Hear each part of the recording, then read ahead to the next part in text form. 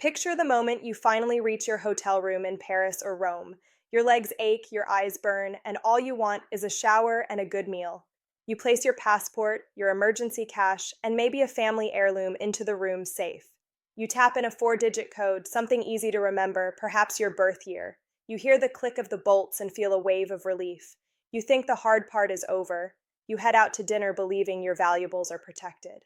But while you are choosing wine, someone else opens that same safe without force, without noise, and without hesitation. In seconds, what you trusted as security becomes the reason your trip unravels. Most travelers believe hotel safes work like bank vaults. They don't. In the airline world, we quietly call them an illusion of security. And relying on that illusion puts a target on everything you care about. Almost every hotel safe is built with a factory master code designed for staff use when guests forget their numbers or when batteries fail. In busy hotels, those codes are often reset to simple defaults and never changed back. All it takes is a few button presses, sometimes as basic as zeros, and the door opens. No tools, no damage, no trace. I have watched experienced travelers break down in hotel lobbies because they trusted that metal box. Tonight, I'm going to explain exactly why the room safe is the riskiest place in your room, and then I'll show you the same low-tech methods flight attendants use to protect valuables in hotels all over the world. If we haven't met, my name is Mila. I've been a flight attendant for 15 years, and I've slept in more hotel rooms than I can count, from luxury towers to places where you keep one eye open. I don't share these tips as theory. I share them because I think of you the way I think of my own parents. At this stage of life, losing a passport, medication, or emergency cash isn't an inconvenience. It's a crisis. The industry prefers you to feel comfortable and unquestioning. My loyalty isn't to hotel chains or glossy brochures, it's to you. So let's start by dismantling the biggest myth in hospitality, the idea that a locked hotel safe means privacy and protection. Because once you understand how easily it can be accessed, you'll never look at that metal box the same way again. And once you see how that access really works, the trust disappears completely. Hotels must have a way to open safes when guests forget their codes or when batteries die with the door locked. That's not optional. So every safe is designed with at least two back doors. The first is the master code. This is a universal sequence programmed by the manufacturer. In many properties, especially busy ones, staff reset the safe to that default code during quick turnovers and never bother to change it back. I'm not exaggerating when I say combinations like all zeros or simple number strings work far more often than you would ever be comfortable knowing.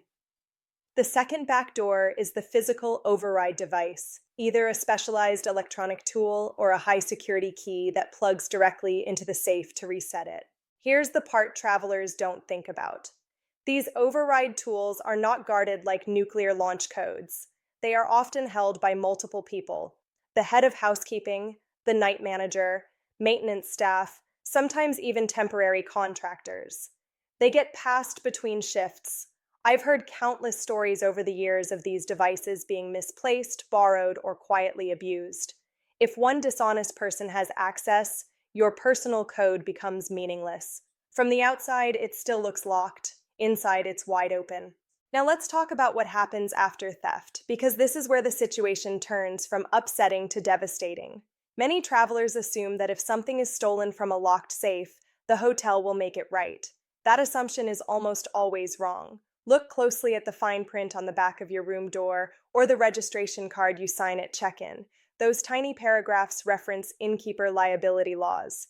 In many countries and U.S. states, the hotel's responsibility for valuables left in your room, even inside the safe, is capped at a very low amount. Sometimes a few $100s, sometimes nothing at all unless you physically handed the item to the front desk for placement in the hotel's central vault, which almost no one does. I'll never forget a couple I flew with to Rome, celebrating their 50th anniversary. They left their passports, cash, and a pair of sentimental earrings in the room's safe while they went on a wine tour. When they returned, the safe door was closed, but it was empty. The manager didn't apologize. He pointed to a posted notice stating the hotel was not responsible for valuables left in guest rooms. There was no forced entry, so the assumption was that the guests must have made a mistake. The police report went nowhere. Instead of visiting museums, they spent days at the embassy arranging emergency passports. The stress alone sent Mr. Miller to a clinic with dangerously high blood pressure. The safe didn't protect them. It lulled them into lowering their guard. So here is the rule you must lock into your brain. Assume that at least 5 people in that building can open your room safe at any time. Never put anything inside that you cannot afford to lose permanently. Once you accept that, you're ready to move to a smarter strategy, because real security doesn't come from stronger locks. It comes from understanding human behavior. Most hotel thefts are fast. The person entering your room doesn't want to spend 10 minutes searching. Time increases risk. They want a quick win. Something obvious, something rewarding, something that lets them leave immediately. That urgency is exactly what we are going to use against them. This is where the decoy wallet comes in. It's one of the simplest and most effective tools I know. Find an old wallet you no longer care about. Fill it with expired cards and a small amount of cash, $20 to $40 in small bills, so it looks substantial. Then place it somewhere visible, but not theatrical. A desk, a nightstand, near the television. When a thief enters, their eyes land on that wallet, their brain registers success, and they grab it and go. They don't keep searching because psychologically, they've already won. I've watched this work in real life on crew layovers. A colleague lost $15 while her passport, identification, and real cash stayed hidden where no one bothered to look. That small sacrifice prevented a complete disaster, and it leads directly to the next layer of protection, the places thieves avoid instinctively. And those places are the ones that trigger discomfort or disgust. Thieves are human. They are not methodical investigators. They move on impulse, guided by habit and instinct. They look for items that feel clean, valuable, and easy to grab. They avoid anything that looks personal, messy, medical, or unsanitary. We're going to use that bias as our shield. The dirty laundry method is one of the oldest and most reliable tricks in the flight attendant world. Bring an opaque laundry bag, not the clear plastic one hotels provide. Take your emergency cash, jewelry, or backup passport copy and seal it inside a small plastic bag. Then wrap that bag inside a pair of worn socks. Roll them into a tight bundle and place it at the very bottom of the laundry bag. Pile your actual dirty clothes on top. To a thief, that bag represents sweat and bacteria. They will empty a purse, they will unzip a suitcase, they will not sift through dirty underwear. For an even stronger version, especially for women, use medical camouflage.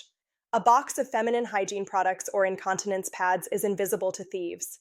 Remove a few items, place your valuables in a sealed bag at the bottom, then replace the products and close the box. Leave it on a bathroom shelf or in the closet. No one stealing watches or electronics is opening that box. It's hiding in plain sight. I want to stress this point because I once saw the consequences of ignoring it. A diabetic passenger carried her insulin in a sleek, expensive-looking cooler case. A thief assumed it was a camera bag and stole it. She was stranded without medication. If that insulin had been inside a plain grocery bag in the minibar or wrapped in something that screamed medical, it would likely have been ignored. Never make life-saving items look valuable. Now let's take this one step further and turn ordinary trash into a vault. Thieves have something called inattentional blindness. Their eyes are trained to spot black leather, zippers, electronics, and jewelry. They are blind to household clutter.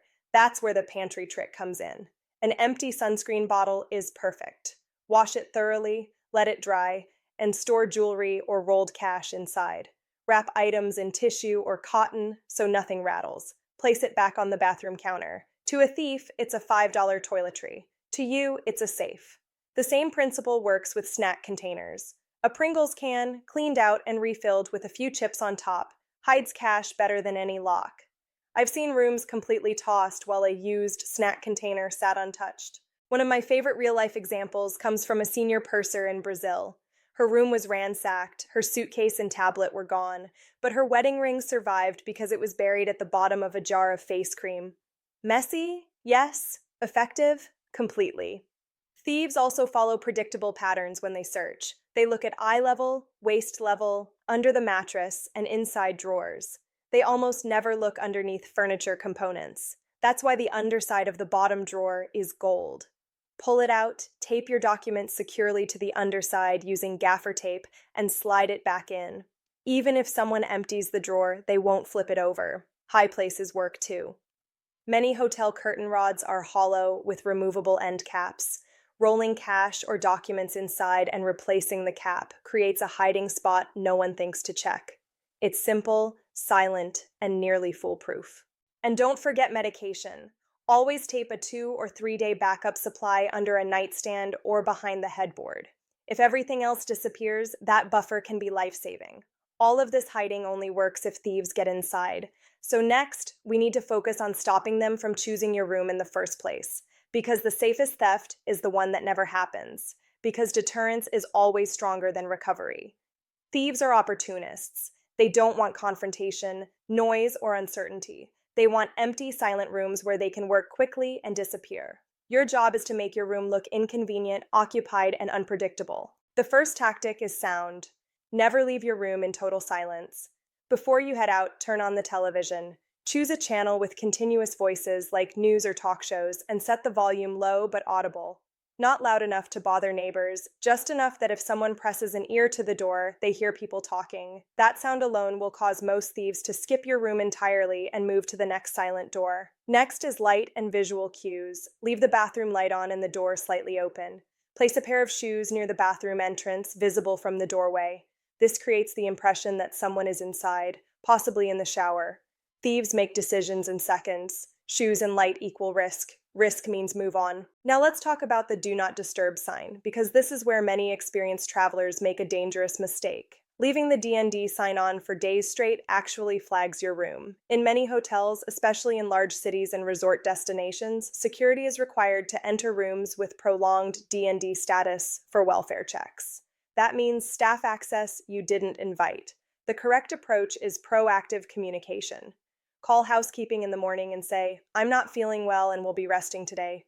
Please don't send service. I'll call if I need towels." This note goes into the system. Staff see guest sick, room occupied, and avoid it. Thieves working inside housekeeping won't want to risk exposure or confrontation. You've just removed your room from their target list. There's also a lesser-known marker trick you need to watch for. Organized thieves sometimes leave small objects outside doors to see if a room is being entered. A menu slipped against the door, a flyer on the handle, even a coin placed near the frame. If it stays untouched for hours, they know the room is empty. Every time you return to your room, glance down. If you see anything out of place, kick it away immediately. Show activity. Now we need to address identity and health protection because losing valuables is frustrating, but losing access to who you are or the medicine that keeps you alive is catastrophic. Physical hiding only goes so far. You need a digital backup no thief can steal. Before every trip, scan your passport, driver's license, insurance cards, and both sides of your credit cards. Take clear photos of prescription labels showing the chemical names and dosages. Brand names change by country, chemical names don't. Then store these files securely. The simplest method is emailing them to yourself and a trusted family member. If everything is lost, you can walk into an internet cafe and print your life back. If you're more comfortable with technology, use a secure password manager or encrypted folder. The risk of cloud storage, when done properly, is far lower than the risk of physical theft. I've seen medical emergencies where paramedics had to guess medications because a spouse couldn't remember names. A single photo could have changed the outcome.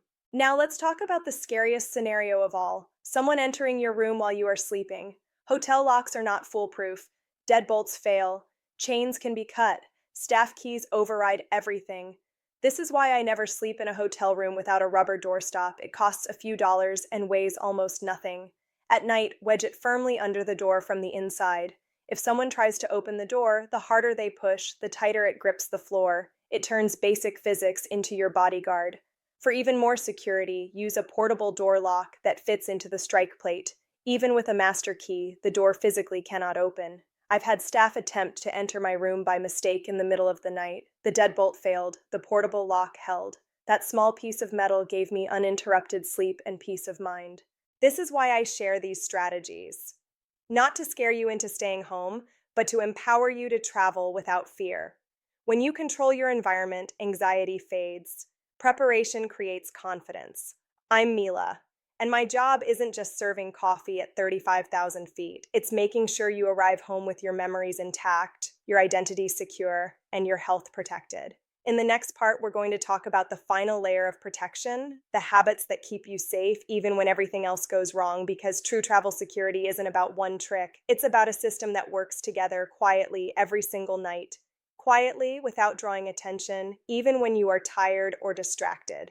Because the truth is, no hiding place is perfect if your habits give you away. Security is not just where you put things, it is how you move, what you reveal, and what you never advertise. One of the most overlooked risks happens before you even leave your room. You step into the elevator with another guest. They glance at your wrist and see an expensive watch, or they notice you fumbling with a thick envelope of cash while paying for coffee in the lobby. That information travels fast. You may never see the person again, but they might mention it to someone who works the floor, or worse, someone who doesn't. This is why discretion matters. Never count money in public areas. Never remove jewelry in front of mirrors that face windows. Never leave valuables out while housekeeping is present, even if you are in the room. Thieves rely on observation more than force.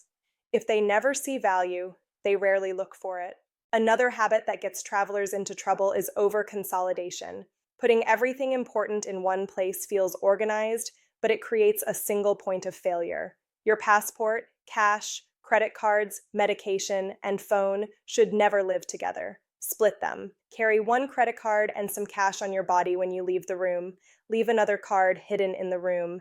Keep a third in your luggage. Redundancy is survival. Your body is actually your safest hiding place, especially when you are awake and moving. A slim neck pouch worn under clothing or a money belt isn't fashionable, but it's effective. Thieves don't frisk tourists. They grab bags. What's attached to you stays with you. Now let's talk about departure day, because this is when many travelers relax too early. You think, I'm leaving today, it doesn't matter anymore. That's exactly when theft spikes. Rooms are busy. Staff turnover is constant. Thieves know guests are distracted and packed. On your last night, do not change your system. Use the same hiding spots. Wedge the door. Turn on the TV. Protect your documents until the moment you physically leave the hotel. Many losses happen in the final hours. And here is one final mindset shift I want you to adopt. Do not assume theft only happens in bad hotels or dangerous countries. I've seen incidents in luxury resorts, cruise terminals, and five-star city hotels. Theft follows opportunity, not star ratings. If you travel with the mindset that security is proactive, not reactive, you stop being a target. You don't look anxious, you don't look careless, you look like someone who knows what they're doing. That confidence is powerful. It keeps you calm, it keeps you alert without being afraid, and that is the goal. Travel should expand your world, not shrink it with worry. I'm Mila, and in the final part, I'm going to tie all of this together into a simple, repeatable routine you can use in every hotel, anywhere in the world, so that safety becomes automatic, not something you have to think about when you're already exhausted. Automatic, even on nights when jet lag has scrambled your sense of time and place, because the safest travelers aren't the ones who memorize dozens of tricks. They're the ones who follow the same calm routine every single time, no matter where they are. When you enter a hotel room, pause before you unpack. Lock the door. Engage the deadbolt. Take 10 seconds to scan the space, the bathroom, the closet, the windows. Not because you're afraid, but because awareness creates control. Then place your doorstop or portable lock where you'll use it later. Making that decision early means you won't forget when you're half asleep. Next, set the room signal, turn the TV on, choose a channel with voices, adjust the volume, place your shoes near the bathroom door. These small cues take less than a minute, but they establish the illusion of presence that deters opportunists. Now divide your valuables. What stays on your body when you leave the room goes into your underclothing pouch. What stays behind gets split between two hiding places that don't look valuable or inviting. Laundry bag, pantry item, underside of furniture. Never one place, never the safe. Your phone stays charged, backed up, and locked. Your documents exist both physically and digitally. Before you sleep, do one final check. Door wedge in place, phone plugged into your own charger, medication where you can reach it in the dark, glasses within arm's length. This isn't paranoia, it's self-respect. You are caring for your future self. In the morning, reverse the process without rushing. Check that nothing has been moved. Look for markers outside the door. Pack deliberately. When you leave nothing critical behind, not even by accident. This routine works whether you're in Paris, Bangkok, or a roadside hotel outside a national park. It doesn't rely on luck, staff honesty, or brand promises. It relies on habit. I've watched thousands of passengers over the years. The ones who travel well aren't fearless. They're prepared. They don't assume the world is dangerous, but they don't assume it's safe either. They meet it with quiet intelligence. You have earned the right to see the world, to rest in beautiful places, to move through airports and cities with confidence instead of anxiety. The goal isn't to hide from life, it's to protect it while you live it fully. So take these habits with you. Practice them until they feel natural. Share them with someone you love. Preparation isn't fear, it's freedom.